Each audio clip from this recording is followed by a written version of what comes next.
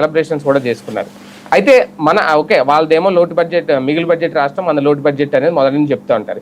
ఇది ఒక రకంగా అంటే ఇచ్చిన హామీ నిలబెట్టుకోవాలా, లేదంటే ఒక సాహసం అవుద్దా రేపొద్దున్న ఉచిత బస్సు ప్రయాణం అనేది? అందులో మనకి 10% అవుతుందండి. 10-20% పడుతుంది మనకి ఖర్చు. వాళ్ళకి 200 ఇక్కడ బస్సులు కూడా మారుస్తున్నారంట, ఎలక్ట్రిక్ బస్సులు తీసుకొస్తున్నారు. మారిస్తే ఇంకా ఖర్చు తగ్గినట్టు కదా.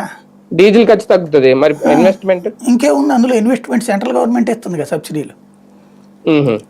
దాదాపుగా ఇవాళ ఉన్నటువంటి ఈ ఎలక్ట్రిక్ బస్సులకి 3 సొమ్ము కేంద్రమే పెట్టుకుంటుంది. అంటే బస్సులు నాకు తెలిసి 1400 బస్సులు అని చెప్తోంది. కేంద్రం ఫ్రీగా ఇస్తున్న బస్సులు అనుకుంటా.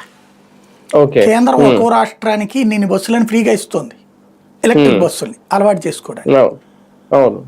అయ్యి ఉండొచ్చు, లేదా 70% భరిస్తుంది చాలా వాటికి. అయ్యి ఉండొచ్చు. వీళ్ళేం జేబులోంచి డబ్బులు ఏం బెటర్ పెద్దగా క్లియర్గా.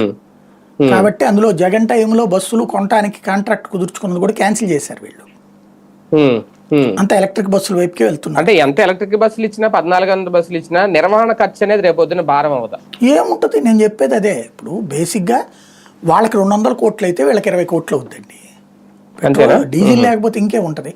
జీతాలు ఈ రొటీనే కదా, కొత్తగా ఏముందని ఇంకా వచ్చే ఆదాయం పోతుంది. అవును, అది క్లియర్. కాకపోతే వీళ్ళు పెట్టుకుంటుంది ఏంటి, ఓన్లీ పల్లె బస్సులే కదా. పల్లె వెలుగు